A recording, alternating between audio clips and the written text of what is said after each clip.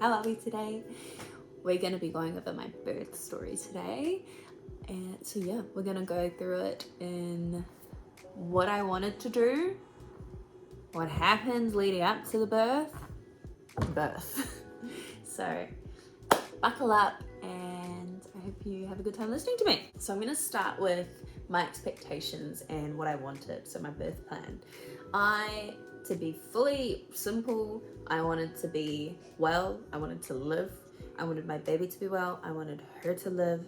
That was the ultimate priority. I wanted as natural as I could, but I'm open to intervention if it's absolutely necessary. So yeah, so that was my expectations leading up to the birth. I was super late. I've mentioned before, I was 9 days late. And yeah, it was awful. I hated the last few weeks of pregnancy. It was really rough. I was ready for her to come out. I had signed the okay to be induced on I think a day or two after I actually gave birth. So yeah, so that's a bit of context for what's happening right now. So it's 8 o'clock in the morning, the day before I'm about to give birth. I finally have a bloody show. And I've been waiting so long for it. I'm so glad that it's here, but there's a lot of blood, way more than what I was comfortable with. So I made my way to MAC, which is the Maternity Assessment Center. And Luke had just left for work. He said, call me if you need anything. Boss man knows that I'm about to pop.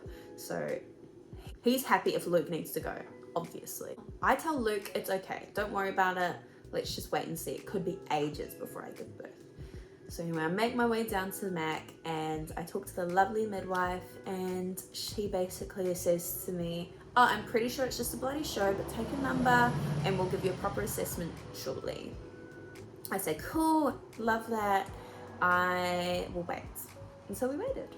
So I let Luke know that she thinks it's just a bloody show, but an inkling in my little soul said, I want my man. So I told him, can you please come? And he came down as soon as he could. Now, after about an hour, I want to say, I'm called in and we go to get my blood pressure checked, just, simple assessments. And my midwife is awfully quiet, which makes me a little bit nervous, but I trust the health people. And so I'm just waiting patiently to hear what she's about to say to me. Also, please keep in mind that I had been tested for preeclampsia 2 times before I gave birth and both came back negative. So I had just assumed that my swelling was just very unfortunate and something that I was experiencing because I'd been experiencing it since like 30 weeks that I'd been swelling and I had pitting edema. But yeah, all my tests came back negative. So yeah, she looked at my blood pressure again. It was ridiculously high. She had said, look, you may be giving birth a lot sooner than we think. So we're gonna actually move you along and you're gonna go straight into the actual, the actual rooms so that we can assess you and get you looked at more thoroughly so that you're well, baby's well. We are now in the room, so they're only separated by curtains in the MAC. So we were just waiting patiently. I got my bloods done and I had a urine test done. One came back negative and we were waiting for the other one. I think it was the blood test that we were waiting for. We were waiting for ages for one of them to come back. And we were quite confident that I could go home that day and just wait out labor a little bit. Turns out after a while it came back positive. We're surprised that it had come back positive, but it meant that we needed to get this birth going and I was happy to move forward with that.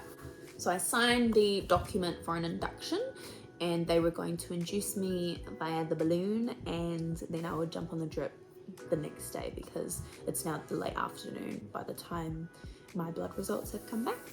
Now we go to the insertion part. I'm not gonna lie to you, that was probably one of the worst experiences I've ever had in my life. It was really bad. They had failed to insert the balloon twice, so I had it inserted 3 times, and I'm gonna be honest, it was incredibly painful. I felt very vulnerable because the way that you're sitting in the bed is a vulnerable position, and yeah, it just wasn't how I had envisioned giving birth. The midwife though, she was lovely. It may have just been not her day. So yeah, so it was quite a traumatizing experience, that part.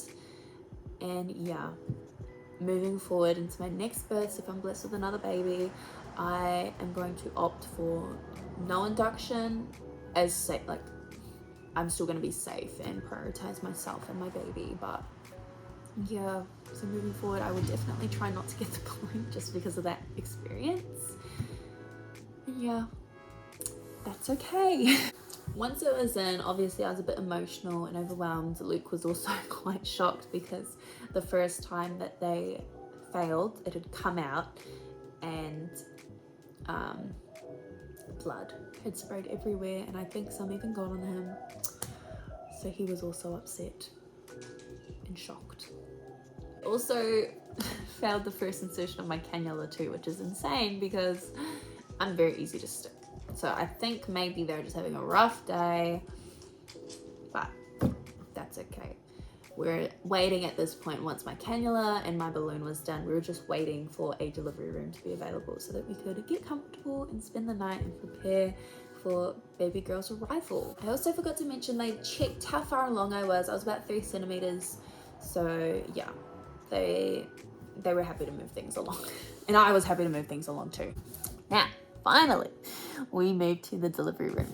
This is so lovely. It had the bath there, it had a bathroom for us. I had a comfortable bed, or as comfortable as a 40+ week pregnant lady can get, and there was a little day bed for Luke. Although he's 6'4", he couldn't really fit in it. He was as comfy as he could get. It was so lovely to just have our privacy, and yeah, we were just waiting. I was getting as comfortable as I could. At that point it was quite late and Luke was having a sleep now. I was experiencing really painful contractions. The balloon was so uncomfortable, so I asked the midwife for pain relief on, I'm going to say 2 occasions, and she was lovely. She tried her best to help me out, but it was just so painful. I didn't get much sleep at all. So throughout the night I couldn't sleep. I was in so much pain.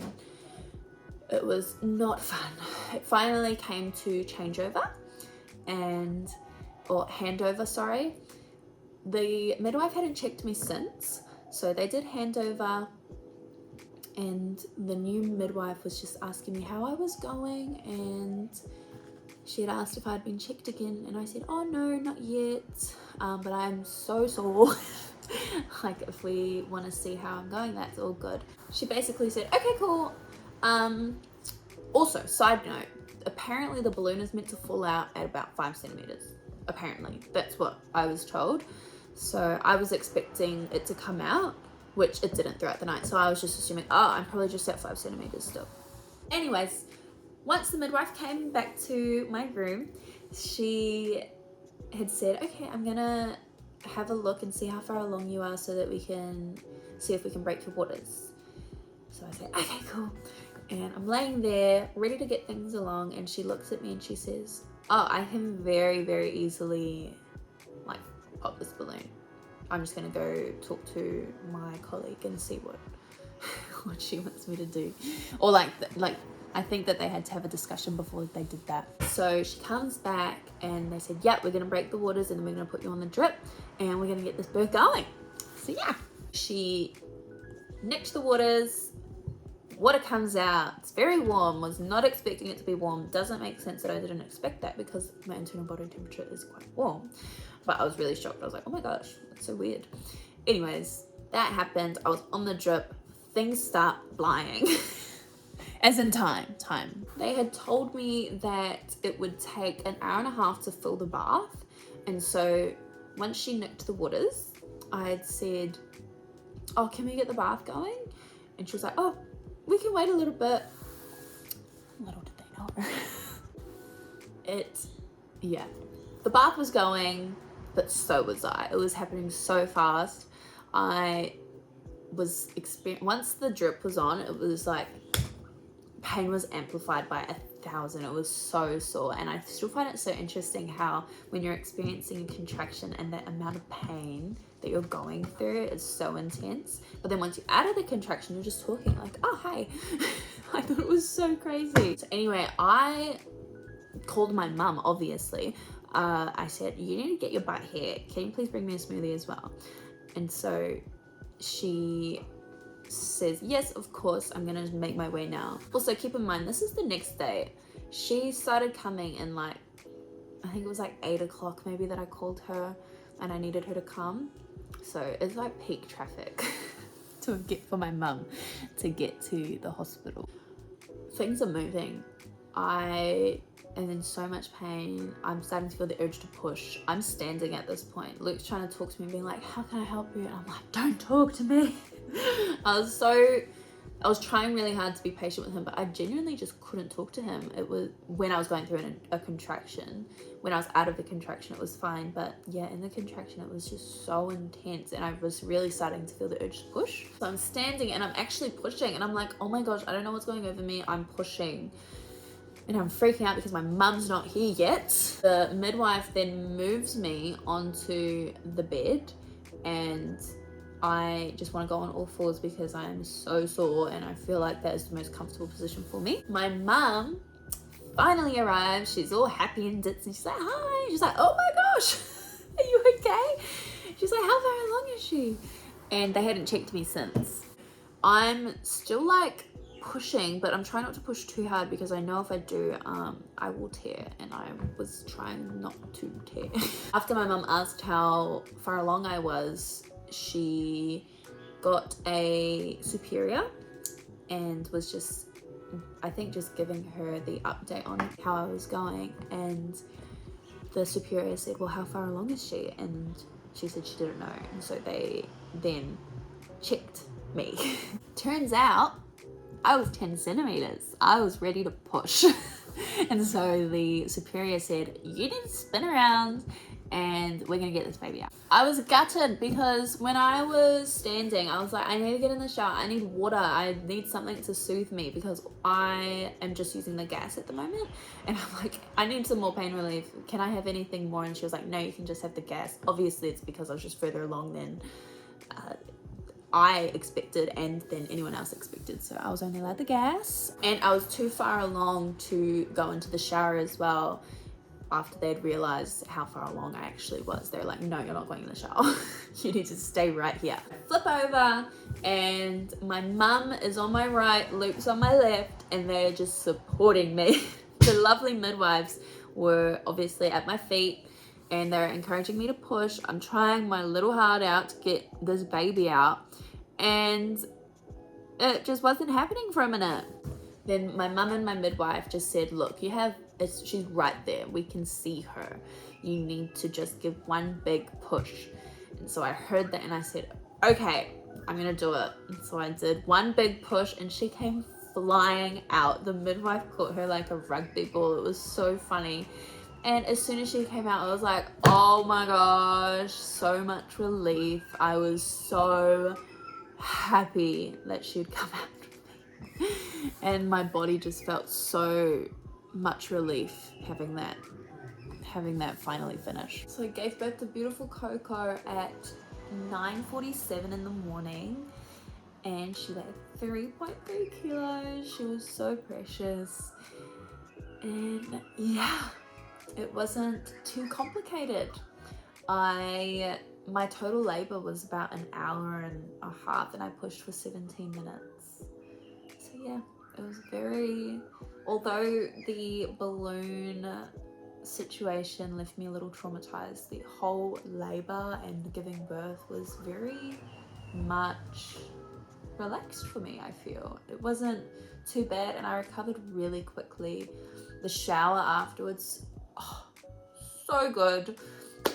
Yeah, it was so lovely. And shout out to my midwives, they were so helpful, they were so lovely. Shout out to my mum, shout out to Luke. They are champions and I couldn't have done it without them. We then stayed the night at the hospital, which I'm not gonna lie, I hated. I hate being at the hospital. I just really needed to be home.